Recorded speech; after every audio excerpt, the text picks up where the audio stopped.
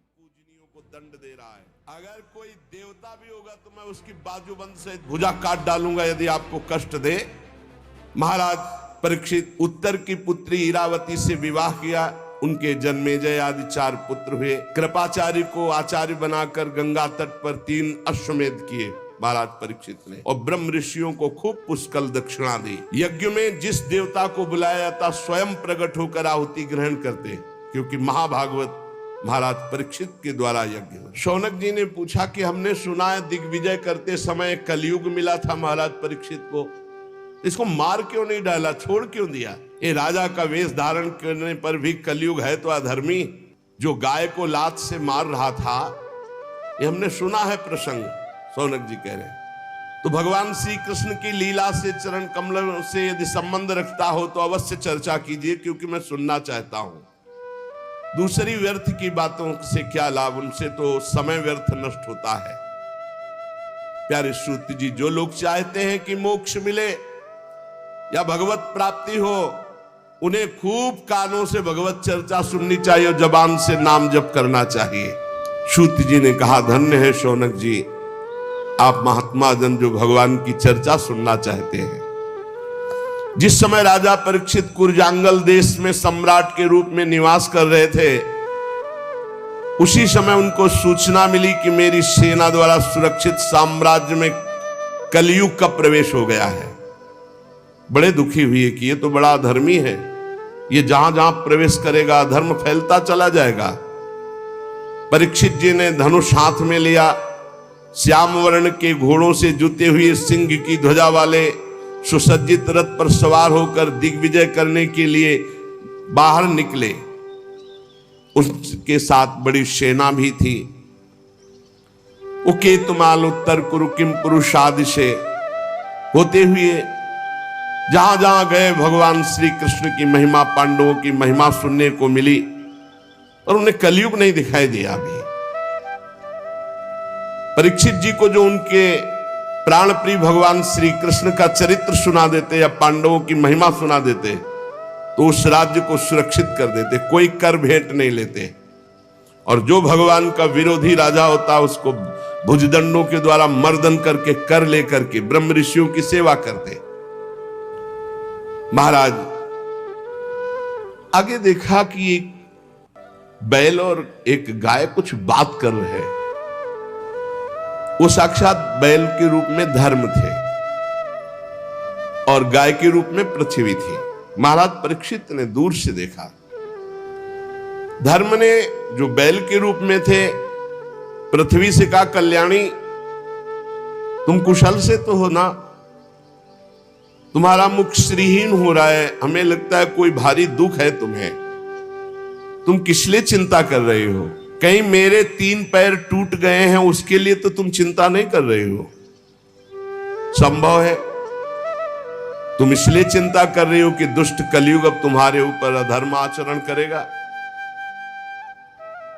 हो सकता है तुम इसलिए चिंता कर रही हो कि अब आज क्या जो समाज आगे आएगा कलयुगी, वो खान पान वस्त्र स्नान स्त्री सहवास में शास्त्रीय नियमों का पालन नहीं करेगा, मनमानी आचरण करेगा, मनमानी व्यभिचार करेगा, मनमानी खाए पिएगा, वो आसुरी भाव को प्राप्त हो जाएगा, राक्षसी स्वभाव को। कहीं तुम भगवान श्री कृष्ण के अंतर्ध्यान हो जाने के कारण तो नहीं दुखी हो? तुम क्यों दुखी हो? पृथ्वी ने कहा, बैल के रूप में जो तुम धर्म देवता हो, ये तुम्हारा स्वभाव ही है ऐसा, दूसरे के दुख से दुखी हो जाना। पूछना उत्तम है, पर तुम सब जानते हो मैं सबसे दुखी इस बात से हूं कि भगवान श्री कृष्ण सारे जगत को सुख पहुंचाने के लिए प्रकट हुए थे, अंतर्धान हो गए। आज मैं भगवान से प्रकट लीला में विमुख हो चुकी हूं, भगवान अंतर्ध्यान हो चुके और प्रकट देख रही हूं कि तुम्हारे 4 चरण 3 चरण तोड़ दिए गए। तुम में समस्त सद्गुण वास करते हैं। धर्म ये 39 अप्राकृत गुण जो धर्म को मानता है, धर्म से चलता है, उसमें जागृत हो जाते हैं। सत्य, पवित्रता, दया, क्षमा, त्याग, संतोष, सरलता, सम, दम, तपस्या, समता, तितिक्षा, उपरति, शास्त्र विचार, ज्ञान, वैराग्य, ऐश्वर्य, वीरता, तेज, बल, स्मृति, स्वतंत्रता, कौशल, कांति, धैर्य, कोमलता, निर्भीकता, विनय, शील, साहस, उत्साह, बल, सौभाग्य, गंभीरता, स्थिरता, आस्तिकता, कीर्ति, गौरव, निरहंकारता, ये 39 अप्राकृत गुण जिसके हृदय में धर्म वास करता है उसके हृदय में जागृत हो जाते हैं। एक क्षण के लिए भी भगवान उससे अलग नहीं होते जिसके हृदय में धर्म रहता है। धर्म तुम्हारी दुर्दशा कर दी इस कलयुग ने। मुझे बड़ा शोक हो रहा है, मुझे साधु महात्माओं के लिए शोक हो रहा है, मुझे धर्म के लिए शोक हो रहा है, मुझे भगवान के अंतर्धान हो जाने के लिए शोक हो रहा है। मैं अभागिनी हूं। मुझे सौभाग्य पर शायद गर्व हो गया था कि भगवान के चरण चिन्हों से मैं युक्त हूं। मेरे शायद उसी गर्व का मुझे दंड मिला है कि आज मैं अभागिनी हो गई, भगवान अंतर ध्यान हो गए। सूत जी कहते हैं, परीक्षित जी संवाद सुन रहे थे। उन्होंने देखा कि राजा का तो वेश है, पर ये दुष्ट पैर से गाय को मार रहा है, पैर से बैल को मार रहा है, डंडे से पिटाई कर रहा है, और ये ऐसा समझ रहा है कि यही राजा है। कांप रहा है बैल इतनी पिटाई की, भयभीत होकर मलमूत्र का त्याग कर रहा है, बहुत मार रहा है। गाय को बार बार पैरों से मार रहा है। स्वर्ण जटित रथ पर चढ़े हुए राजा परीक्षित ने मेघ गंभीर वाणी में ललकाया, कौन है जो हमारे राज्य में पूजनियों को दंड दे रहा है? मैं बलवान हूं, मैं उसी वंश का हूं जिसमें महाराज युधिष्ठिर, भीमसेन, अर्जुन, उनके चले जाने पर तू ऐसा मत समझ कि उनका बल नहीं रह गया। तू कौन है जो मेरा भय नहीं मान रहा और गाय और बैल को दंड दे रहा है? अरे भेष तो तूने नट की भांति राजा का बना रखा है, आचरण पाप और अधर्म के कर रहा है। मेरे दादा अर्जुन के अंतर्ध्यान हो जाने पर तू क्या समझता है तेरे पर कोई प्रहार करने वाला नहीं? देख मैं तुझे अभी दंड देता हूं। उन्होंने, परीक्षित जी ने बैल से पूछा, कमल लाल के समान आप श्वेत वर्ण हैं, 3 पैर आपके इसने तोड़ दिए, फिर भी एक पैर से आप टिके हुए हो। आप बैल नहीं हो सकते क्योंकि बैल में इतनी सामर्थ्य नहीं। आप कौन देवता हैं? अभी ये भूमंडल कुरवंशी नरपतियों के बाहुबल से सुरक्षित है। मैंने अभी तक अधर्म नहीं देखा, आपके साथ केवल देखा है। और ये आंसू बहाती हुई गाय, ये क्यों शोक कर रही? और ये कौन है जो निर्भय होकर तुम पर प्रहार कर रहा है? मैं दुष्टों का दंड देने वाला हूं। देवी, मेरे राज्य में कोई दीन को, धर्म को तनिक भी कष्ट पहुंचाए तो मेरी कीर्ति, आयु, ऐश्वर्य, परलोक सब नष्ट हो जाए। मेरा परम धर्म है, उसे मैं जानता हूं। सुरभिनंदन, आप 4 पैर वाले हैं, 3 पैर आपके तोड़ दिए। आप कौन हैं?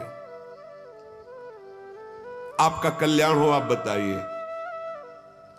अगर कोई देवता भी होगा तो मैं उसकी बाजूबंद से भुजा काट डालूंगा यदि आपको कष्ट दे। आप निश्चित निर्भय हो जाइए और परिचय बताइए कि आप कौन हैं और आपको दुख देने वाला है कौन है। धर्म ने कहा, राजन देखो, धर्म कभी किसी का दोष वर्णन नहीं करता, साक्षात धर्म बोल रहे। धर्म ने कहा, राजन आप महाराज पांडु के वंशज हैं, आपका इस प्रकार आश्वासन देना आपके योग्य है, क्योंकि आपके पूर्वजों के श्रेष्ठ गुणों ने भगवान श्री कृष्ण को उनका सारथी और दूत तक बना दिया। शास्त्रों के विभिन्न वचन, इसलिए मैं निर्णय करके नहीं बता सकता कि मुझे दंड कौन दे रहा है, क्योंकि जिस शास्त्रों का वर्णन है कि द्वैत है ही नहीं कोई दूसरा, तो फिर दुख का कारण क्या हो सकता है? अज्ञान ही तो है, दूसरा कोई है नहीं, द्वैत है ही नहीं। कोई कोई प्रारब्ध को दुख मानते हैं, तो उसमें प्रारब्ध भी तो अपने कर्म के द्वारा बनता है। कोई कोई स्वभाव को मानते हैं, तो स्वभाव भी तो अपना ही होता है। और कोई कोई ईश्वर को दुख का कारण मानते हैं, तो ईश्वर कैसे दुख दे सकता है, क्योंकि अपना कर्म ही दुख देता है। इसलिए मैं बताने में असमर्थ हूं कि कौन मुझे दुख दे रहा है। आप अपनी बुद्धि से निर्णय कर लीजिए कि मुझे कौन दुख दे रहा है। ये बात सुनकर के बहुत प्रसन्न हुए परीक्षित और समझ गए। परीक्षित ने कहा, मैं जान गया तुम बैल नहीं हो, तुम साक्षात धर्म हो, क्योंकि धर्म कभी किसी को दोषी नहीं ठहराता। अवश्य भगवान धर्म का मैं साक्षात वृषभ के रूप में दर्शन पा रहा हूं। आप अपने को दुख देने वाले का नाम इसलिए नहीं बता रहे हैं, ध्यान देना, कि जो पापी पाप करता है, पाप करने के कारण नरक प्राप्त होता है, वही उस पापी की पाप चर्चा करने वाले को मिलता है। यह धर्म का सिद्धांत है। इसीलिए जब कोई प्रश्न करता है तो उसको ही कहते, सब में भगवत भावना करो, अपना भोगेगा, तुम उसकी निंदा मत करो। तुम तो करत जे अनसहन निंदक तीनों पे अनुग्रह कियो, क्योंकि धर्म है, भगवत मार्ग है। सिद्धांत निश्चित है कि मन और वाणी से किसी की निंदा नहीं की जाती। तो आप धर्म है, इसीलिए आपने निंदा नहीं की और कहा खुद विचार लीजिए कि कौन मुझे कष्ट दे रहा है। लेकिन महाराज, आपके तो 4 चरण हैं, तपः शौचम दया सत्यमिति पादा कृतिकता, तपस्या पवित्रता दया और सत्य, ये 4 चरण हैं। अधर्म के अंश गर्व आसक्ति और मद से 3 चरण नष्ट हो चुके हैं। अब आपका 4था चरण एक केवल सत्य बच रहा है, वो भी लड़खड़ा रहा है। तपस्या पवित्रता दया ये सब नष्ट कर दिया कलयुग ने, थोड़ा सत्य बचा है, वो भी लड़खड़ा रहा है। असत्य से पुष्ट हुआ ये अधर्म रूपी कलयुग उसको भी नष्ट कर रहा है। ये गाय के रूप में साक्षात पृथ्वी है। भगवान ने इनका भारी बोझ उठाया था। मैं समझ गया, ये राजा का स्वांग बना करके धर्मद्रोही पापी कलयुग है, मैं इसे अभी मारता हूं। कलयुग ने देखा कि प्रत्यंचा चढ़ा ली और बाण संधान कर लिया, तो तुरंत उसने मुकुट उतारा और दौड़ करके चरणों में गिरे। महाराज, मैं आपका शरणागत हूं, मेरी रक्षा करो। महाराज परीक्षित के चरणों में मुकुट रख दिया कलयुग ने। शरणागत का महत्व जानने वाले महाराज परीक्षित ने देखा पैरों में पड़ा हुआ है कलयुग, तो हंसते हुए कहा, जब तो हाथ जोड़ करके महाराज युधिष्ठिर के वंश में उत्पन्न हुए किसी वीर की शरण में आ गया, तो तुझे मारूंगा तो नहीं, पर तू अधर्म का आचरण कराने वाला मेरे राज्य में नहीं रह सकता। क्योंकि जहां जिसके शरीर को तू स्पर्श करेगा वो झूठ बोलेगा, लोभी हो जाएगा, चोरी करेगा, दुष्टता करेगा, व्यभिचार करेगा, स्वधर्म त्याग करेगा, दरिद्र हो जाएगा, कपटी हो जाएगा, कलही हो जाएगा, दम्भी हो जाएगा, पाखंडी हो जाएगा, पापी हो जाएगा तेरे स्पर्श करने से कलयुग के। अतः मैं तुझे इस ब्रह्मावर्त क्षेत्र में नहीं रहने दूंगा, क्योंकि यहां सब यज्ञ पुरुष भगवान की आराधना करने वाले हैं। परीक्षित बहुत कान तक खींचे हुए बाण संधान और चरणों में पड़ा कांप रहा था। देखा कि अब मैं कहां जाऊंगा, जहां जाऊंगा तहां इनका राज्य है, मुझे मारेंगे, तो इनको फंसाऊं पहले। महाराज, आप सार्वभौम सम्राट हैं, यत्रा क्वचन वत्स्यामि सार्वभौमम तवाज्ञया लक्ष्ये तति तत्रापि त्वामात्येषु सरासनम। मैं जहां रहने की सोचता हूं वहां देखता हूं महाराज परीक्षित बाण संधान करे हुए खड़े हैं। महाराज, मुझे कहीं भी जगह नहीं मिल रही, आप मुझे जगह दीजिए जहां मैं रह पाऊं। मैं आपका शरणागत हूं, मारोगे हुए नहीं और पूरे राज्य में रहने दोगे नहीं, तो कुछ तो जगह बता दो।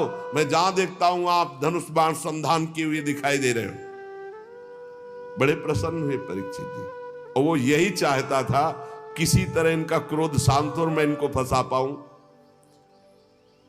परीक्षित जी ने विचार किया कि हमारे राज्य में महापाप कोई नहीं कर रहा, अभ्यर्थी तदा तस्मै स्थानानि कले ददौ द्यूतम पानम स्त्रिया सूना यत्राधर्मस चतुर्विधा।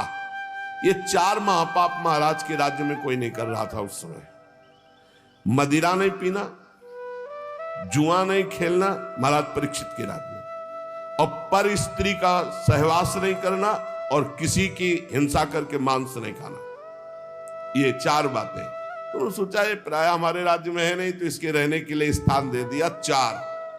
शराब पीने वाले, पराई स्त्री के प्रति काम भाव रखने वाले, जुआ खेलने वाले और हिंसा करके मांस खाने वालों की बुद्धि में कलयुग का वास हो। और जहां कलयुग का वास है, लोभ, झूठ, चोरी, दुष्टता, स्वधर्म त्याग, व्यभिचार, दरिद्रता, कपट, कलह, दम्भ, दूसरे पाप सब बढ़ते चले जाएंगे। मतलब घोर पाप कराता है जिसकी बुद्धि में। तो समझ लीजिए, मदिरापान, मांस भक्षण, परिस्त्री गमन, जुआ खेलना, पक्षपात का निर्वाह कर रहे हैं। भगवान श्री कृष्ण की कृपा ना होती तो आप जैसे एकांतवासी अवधूत परमहंस स्वयं पधार कर हमें सुख दे रहे हैं। श्री सुखदेव जी का पधारना। परम गुरु, हमारे पास समय बहुत कम है, इसलिए हम आपको समस्त साधनों में परम प्रवीण साध्य को प्राप्त हुए जानकर आपसे प्रश्न कर रहा हूं कि मरणासन पुरुष को क्या करना चाहिए। यही प्रश्न था जब उठाया था, तभी श्री सुखदेव जी पधारे। मनुष्य मात्र का क्या कर्तव्य है, क्योंकि सब मरणासन है, उनको तो 7 दिन बाद ही तक्षक काटेगा, अपने को 7 मिनट का भरोसा नहीं। क्या श्रवण करे, क्या जप करे, क्या स्मरण करे, क्या साधना करे, क्या भजन करे। भगवत स्वरूप मुनिवर, आपका दर्शन अत्यंत दुर्लभ है और वो मुझे सुलभ हो गया। तो अब मैं इस प्रश्न का उत्तर चाहता हूं कि मरणासन पुरुष को क्या करना चाहिए, क्या श्रवण करना चाहिए, क्या जप करना चाहिए, क्या स्मरण करना चाहिए, उसको क्या करना चाहिए। अब इसका उत्तर भगवान श्री सुखदेव जी ने जो शेष चर्चा आगे। श्री राधा वल्लभ लाल की जय।